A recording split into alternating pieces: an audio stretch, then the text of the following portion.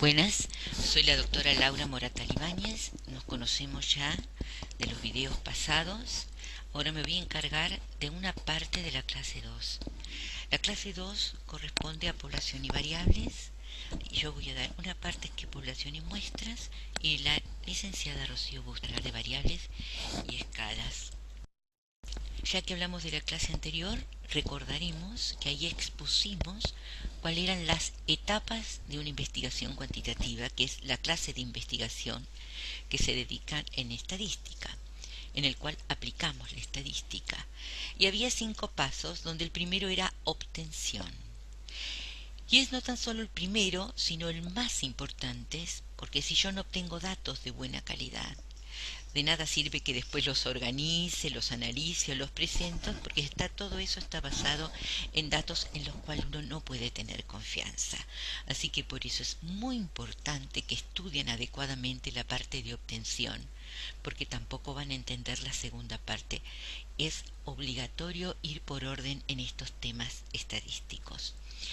Opción, nosotros habíamos dicho en ese tema que tenía, de alguna forma respondíamos a 3 preguntas.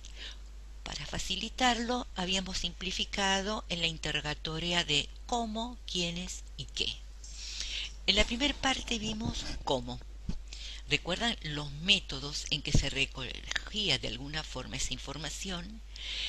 Que estaban los métodos de observación, de interrogación, de medición y de documentación. En esta segunda clase, nosotros vamos a ver en esta clase que voy a dar yo, responder a la pregunta ¿quiénes? O sea, ¿a quiénes les voy a interrogar? ¿A quiénes voy a observar? Y la segunda parte de variables va a responder a la pregunta ¿qué? O sea, ¿qué características variables me interesa observar en mis unidades de estudio? ¿Qué? Aquí están otra vez puestas las 3 preguntas y pasamos entonces a responder quiénes, que corresponde a población. Población y muestra, como siempre en las clases, yo pongo los conceptos nuevos, que son nuevos términos que ustedes tienen que aprender y repasar al final, porque hay que tenerlos bien claros, y bien claro sobre todo la diferencia entre cada uno. Vamos a ver población blanco o población de estudio, que es lo mismo, población accesible y muestra.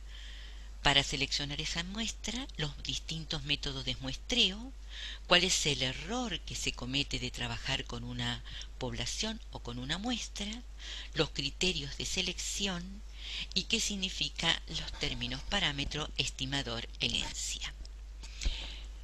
Comencemos con cuáles van a ser esas unidades de estudio que yo voy a observar, medir, interrogar, etcétera. Aunque muchos ejemplos pongamos personas, porque estamos en el ámbito de la salud, personas sanas o enfermas, sepan que hay otras unidades de estudio posibles, de los cuales puse un simple listado. Puedo querer trabajar con grupos y comparar la nutrición de distintos grupos, y cada una sería ese grupo con sus costumbres mi unidad de estudio. O trabajar con animales, tanto la nutrición de animales como los animales como nutrición, materiales biológicos como sangre, orina, materia fecal, que es uno de los temas que se trabaja tanto, que también lo podemos involucrar dentro de desechos, junto con la basura de los distintos pueblos. Midiendo las basuras a veces se saben cuáles son los consumos. Se han trabajado en los infantiles estudiando en los cestos qué papeles de alimentos había para saber qué consumían a media tarde los chicos. Los alimentos, por supuesto, bien claro, todo lo que quieran sobre alimentos se puede estudiar en nutrición, y también lo que se publica acerca de la nutrición o los alimentos. Por eso están textos de revistas, como se presentan y se grafican, porque todo es información acerca del tema. Ahora, vamos a tener esas anualidades de estudio que, como vimos, a veces directamente a mí me interesa trabajar sobre los niños. Pongamos, por ejemplo, qué es lo que consumen en el colegio. Esa es mi unidad de estudio. Pero bien puede ser que, como acabo de decir, yo haya utilizado los cestos con los papeles de lo que los chicos consumen en los recreos, Como unidad de observación serían los cestos para saber sobre mi unidad de análisis o estudio, que son los chicos. O le haya preguntado a los cocineros qué consumieron y si habían dejado comida. O le haya preguntado a la madre qué le dio o a la maestra.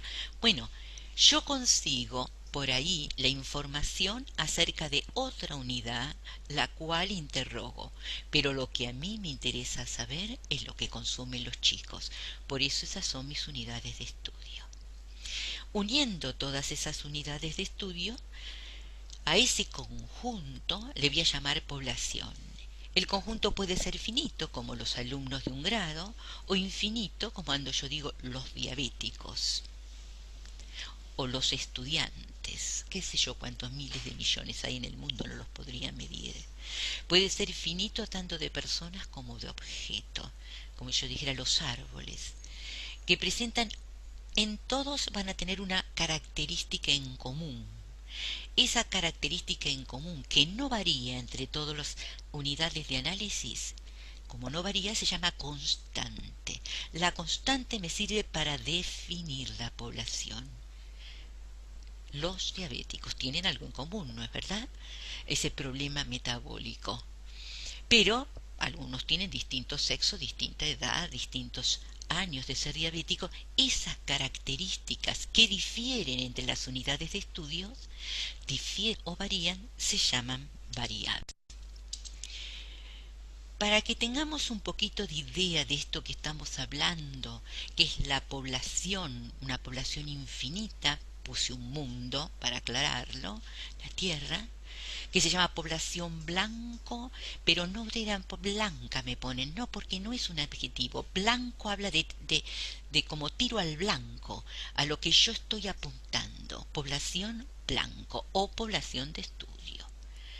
De esa población que podía ser los diabéticos, yo puse como una flechita saliendo de la Argentina, pero si nosotros hiciéramos una investigación sería de un puntito más chiquito, como de un puntito dentro de la ciudad de Buenos Aires. Por ahí yo, para ver si esta dieta es útil para cierto grupo de diabetes, voy a probar con la población accesible. Accesible significa que yo puedo acceder. Y voy a acceder a un pequeño grupo del hospital donde estoy trabajando, y como mucho si me uno con otros conocidos de 2 o 3 hospitales, pero que no hay mucha relación entre lo que es mi población accesible para que después yo pretenda que de ese trabajo se pueda inferir a toda la humanidad.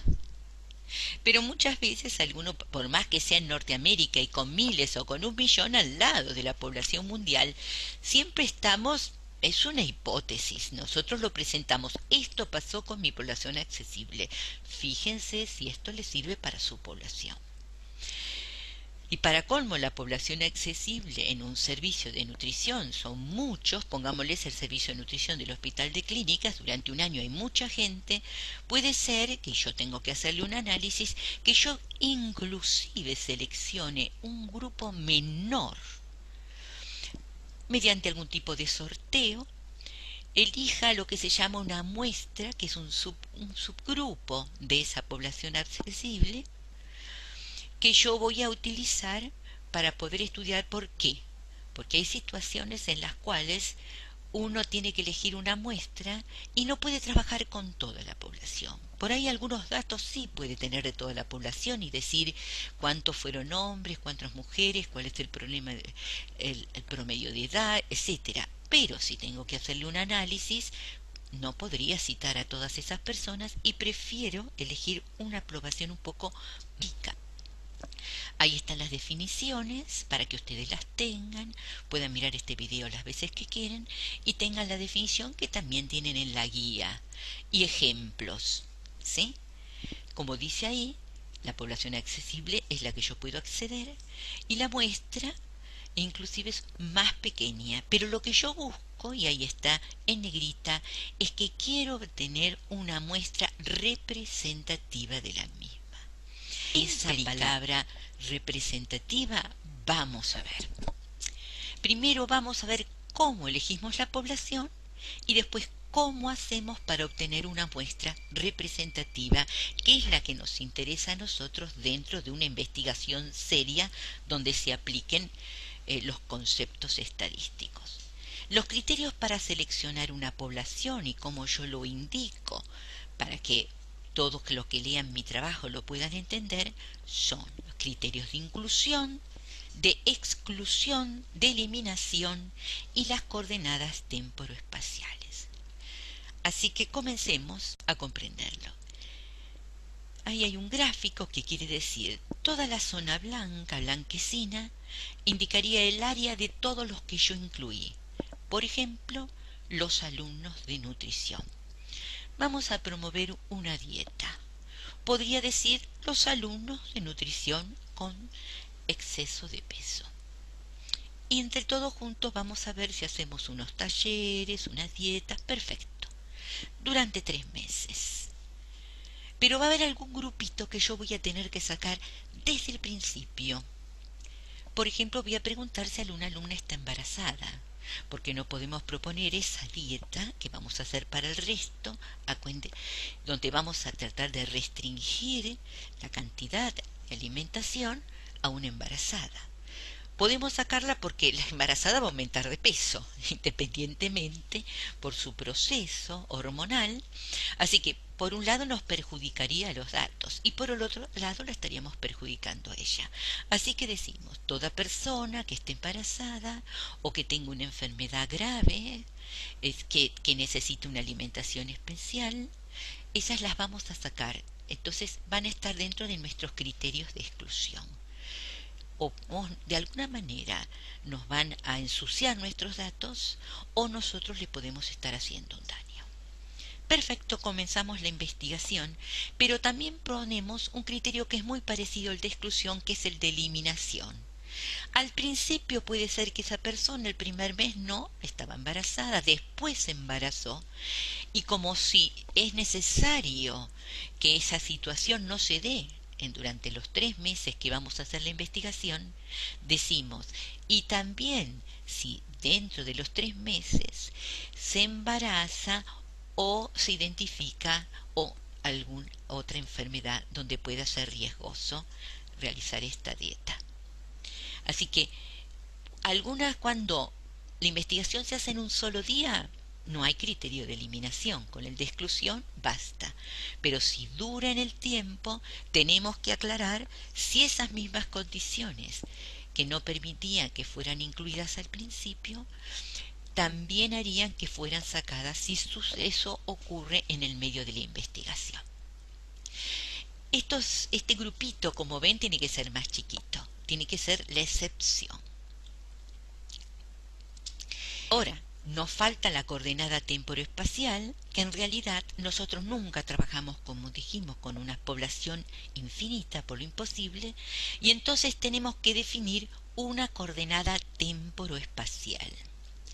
La coordenada temporoespacial que está aquí me va a decir de todas esas cantidades de estudiantes que están cursando estadística, vamos a incluir dentro del trabajo todos aquellos que tengan sobrepeso, como habíamos dicho, pero que consientan, por ejemplo, y estar en la investigación y que envíen un mail para ser parte de la misma. Vamos a dar ahora criterios que tengan que ver con lo virtual hasta el día X del mes. O sea, quiere decir, una semana después ya comenzó el asunto y no puede ser incluido. Yo pongo una coordenada de tiempo y espacio para definir quiénes son los que van a integrar. Si no estuviéramos en la virtualidad, diríamos todas las personas que fueron atendidas durante el día tal o durante la semana tal en el hospital X. Si fueran pacientes o si fuéramos alumnos, diríamos todos aquellos que hayan venido el primer día de clase y hayan aceptado participar. Porque a mí me gustaría tenerlos todos como investigador, pero nunca. Bien puede decir muchas personas, discúlpenme, tengo este mismo problema, pero no quiero intervenir porque estoy haciendo otra dieta, etcétera, etcétera. Así que siempre la población accesible es menor que la población blanco, que sería toda la que yo quisiera investigar. Cuanto más parecida es la población accesible a la población blanco, menos error estoy cometiendo después si quiero inferir al resto. Pasamos a la diapositiva que nos dice, bueno, Y cuando tenemos una población accesible y después les queremos, son muchos, son cientos, y queremos hacerle un análisis y eso no se lo podemos hacer a todos por un problema de costo, vamos a elegir una muestra representativa, o sea, de un tamaño menor, pero que de alguna forma sea muy parecida a la población de la cual parte. Siempre va a partir de la población accesible, porque la que no pude acceder, si no pude acceder para nada, siempre va a partir de mi población accesible. Ahora, ¿cuál sería el método? Hay métodos aleatorios o probabilísticos y métodos no probabilísticos. Nosotros para estadística vamos a utilizar todo lo demás que vamos a medir si no tiene sentido. No probabilístico sería los primeros 20 alumnos que vienen. Pongámosle, quiero saber cuántos saben los alumnos de nutrición y elijo los primeros que llegan temprano, así ya les tomo una evaluación y tengo una idea de cuál es el nivel para seguir con ese nivel el resto. Y usted me puede decir, pero los 20 primeros que llegan no son representativos de todos nosotros, porque esos son los que viven cerca, o los que tienen coche, o los que no trabajan, o los que tienen tiempo, etcétera. Todos los demás estamos apremiados por otro montón de obligaciones y seguramente no tenemos tanto tiempo para estudiar. No puede ser que nos eleven a todos al mismo nivel de estas personas que son muy especiales. Es verdad, eso es lo que tiene lo no probabilístico. Lo lógico sería que yo tomara de toda la masa, a todos los que llegara, de alguna forma la muestra, que esa es la idea. Ahí he puesto el ejemplo del consecutivo, que es uno de los que haría. O le podría decir, ¿quién se puede quedar después de clase? Bueno, a ustedes les voy a hacer una pequeña evaluación. Tampoco el que se puede quedar después de clase no es representativo de todos los demás que por ahí tienen muchas actividades y tienen que retirarse. Así que los no probabilísticos son muy cómodos. Fíjense qué cómodo, los que llegaron primero, ni siquiera pierdo tiempo y al final me quedo un ratito, pero eso no sirve. O sea, todo lo que es barato es menos confiable. Barato en el sentido de tiempo, de recursos humanos. Así que el probabilístico es el más confiable y es el que nosotros aplicamos en estadística. El fin de que por qué hacemos un muestreo es porque a veces hay poblaciones infinitas en las cuales sí o sí tengo que muestrear. En la finita, pero es demasiado grande. Pongámosle, quiero hacer un muestreo porque alguno dice que los alimentos vienen mal y yo los abro todos. Y después de que abro todos los alimentos, digo, pongámosle un yogur, los abro todos, digo, no, pero estaban bárbaros. Y bueno, pero los destruí, ¿ahora de qué me sirve? Entonces uno tendría que tomar unas pocas unidades y ver si sucede algo, porque si tomo todos, bueno, por ahí es destructivo. Y a veces, inclusive ahora en epidemiología, uno a veces necesita estas problemáticas, empezar aunque sea con un pequeño grupo y estudiar cómo funciona y sacar deducciones que por ahí son aproximadas, pero es que necesitamos rápidamente respuesta y no podemos esperar a trabajar con una población mayor. Muy bien, pasando entonces, y entendiendo que es necesario, vamos a ver 4 métodos probabilísticos. Vamos a nombrarlos, aunque son los 3 primeros de los cuales vamos a tomar ejercitación. El aleatorio simple, típico el dado, o le doy a cada uno un numerito y sorteo, que ustedes lo conocen, pero en ese caso, si yo quisiera sortear una muestra entre toda la población, le pondría un número a cada uno de los alumnos, por ahí los tengo en un listado, y digo, y sorteo los números. Vamos a ver que hay uno sistemático, que ustedes no lo conocen, pero es mucho más rápido y responde igual que un aleatorio simple. O sea, más o menos da lo mismo, pero con un sistema un poco más sencillo. Ahora que se trabaja también con cuestiones estadísticas usando los soft estadísticos, cualquiera lleva poco tiempo, pero bueno, ahora les voy a mostrar las diferencias dando un ejemplo si lo tuviera que hacer yo un pequeño sorteo. Luego está el estratificado y por conglomerados, que el conglomerado ven que puse un mundo, qué sé yo, que es para mostrar que, bueno, son grupos más grandes, a veces uno trabaja con distintas provincias, distintos hospitales o escuelas, o sea, no trabaja con unidades pequeñas como las personas, sino aunque quiere saber de las personas, lo que sortea son lugares o espacios donde o grupos donde están esas personas. Se sortean cuadras, o se sortean hospitales, o se sortean aulas, o se sortean escuelas. O sea, es un conglomerado donde adentro están todas las unidades. Como no es el típico que van a hacer ustedes como alumnos, vamos a poner nuestra atención en los otros 3 y vamos a dar algunos ejemplos para que lo vean. El muestro aleatorio, como dijimos, tengo una población de 10 niños, siempre se pone la población con N mayúscula y la muestra con N minúscula de 3 niños. Sorteo, como dije, vamos a pensar que estamos en un aula con todos alumnos, los tengo anotados en un listado, sorteo los números, o les di un papelito a cada uno a la entrada y después alguien saca tantos papelitos. Hoy es mucho más fácil, como yo digo, si tengo un listado con números, aunque más no sea, si no tengo los nombres de ustedes, mejor, ya me sale el nombre. Pero si yo pusiera los números, el Excel en 2 minutos me sortea algunos números. Y lo mejor es que me los da por orden, de menor a mayor, ordenados. No es tan complicado. Ahí vemos el ejemplo, la población estaría formada por 1, 2, 3, 4, 5, 6, 7, 8, 9, 10. Cada uno correspondería al número que identifica una persona. Saqué y me dio 2, 4 y 10, que esa sería mi muestra. Perfecto, sencillo. Mientras que yo diga se eligió por medio de un sorteo simple o cualquier método, ya saben que este es el formato que se utiliza. Ahora viene el sistemático, que les cuesta un poquito más. Yo tengo ese listado de alumnos, no tengo ganas de sortear números y poner todos los papelitos y después ver a quién corresponde, sino hago más sencillo. Podría decir que se vayan enumerando y hacerlo de esta forma. N, como dijimos, es la población, N chiquito la muestra. Si yo divido el N grande sobre el N chiquito, sería 36 dividido 5, 7. Sorteo un número, entonces digo, cada 7 voy a sacar. Para que sea aleatorio, el primer número del cual voy a partir lo tengo que sortear.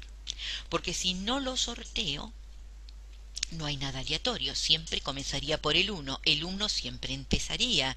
O sea, sabría que en todas las muestras está el 1. No, sorteo ese número, que si 36 sobre 5 me da 7, el número tiene que estar entre 1 y K, en este caso entre 1 y 7. Pongámosle, ese si lo sorteo, si fuera entre 1 y 6, tiro un dado, y me sale 3. Entonces la primera persona elegida sería la del 3. A ese 3 le sumo el primer 7, K, me da 10. Esa sería la segunda persona elegida. A ese 10, si quiero, le sumo otros 7. La tercera persona elegida sería la número 17 en el listado. La otra la 24, la otra 31. Estas serían las personas. Si hubiera un listado de personas, a partir de la 3 la iría a separar. Cuentan 7, se separa, cuenta 7, se separa, cuenta 7, se separa.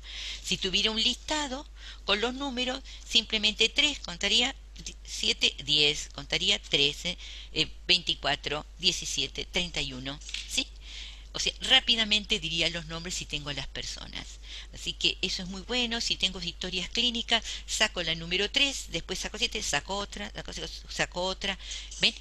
Se hace rápidamente, mucho más sencillo que tener que darle números a todos los papelitos.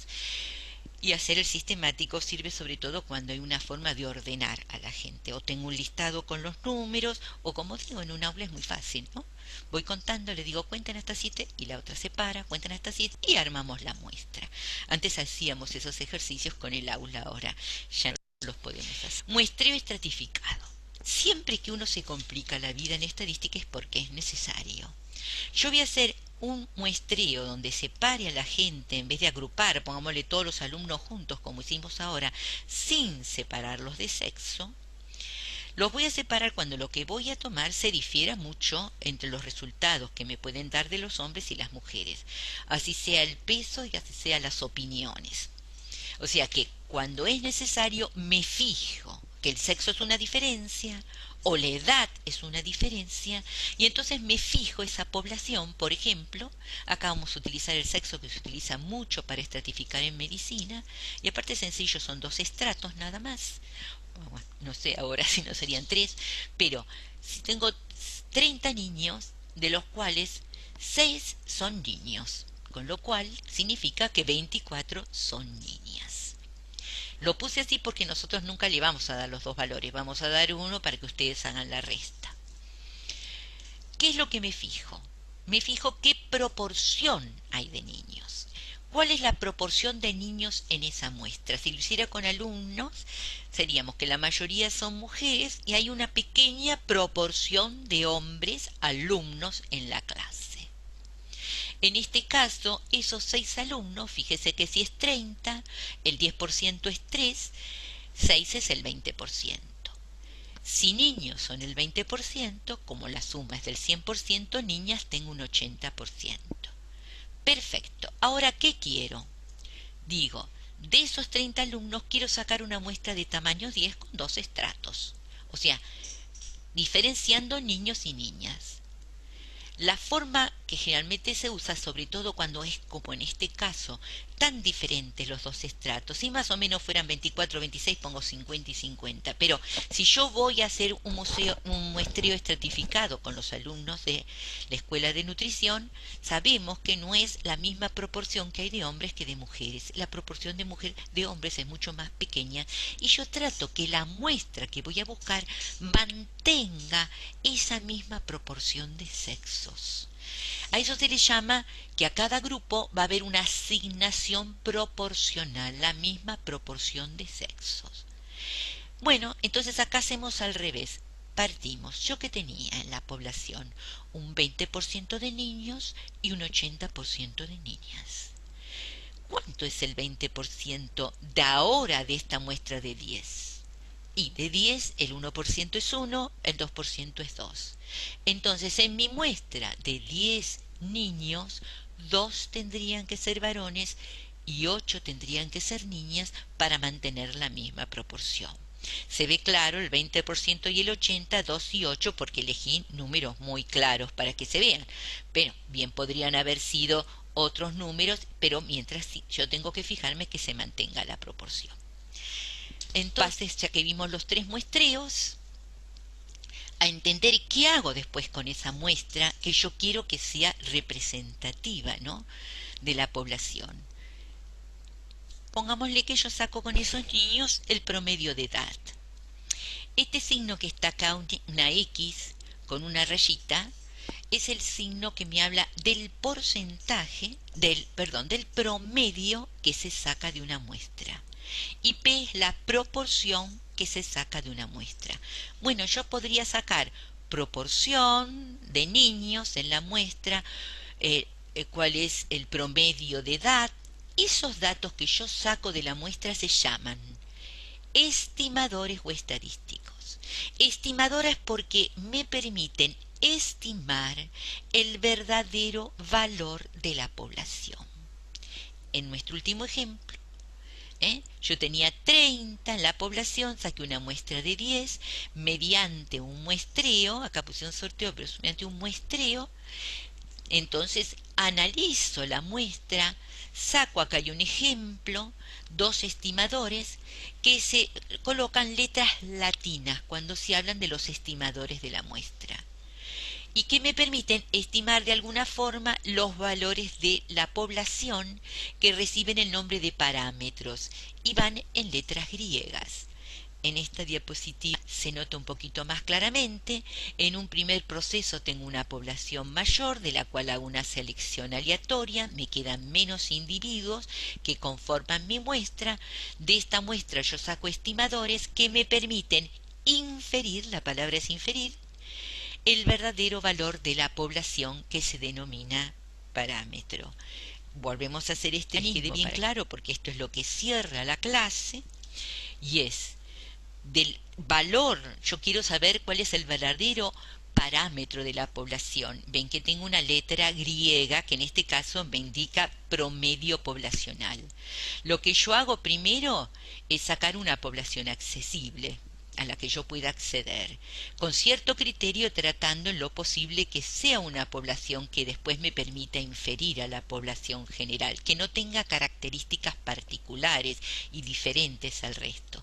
De esa población, mediante algún tipo de muestreo probabilístico, obtengo una muestra. Muy bien, ahora voy a trabajar con la muestra y voy a sacar promedios, proporciones, desvíos, etcétera, y eso se llaman estimadores o estadísticos, porque eso que yo obtengo y que va con letras latinas para marcarlo es el que me va a permitir estimar el valor de la población. Fue larga la clase, pueden verla varias veces. Bueno, nos vemos en un futuro.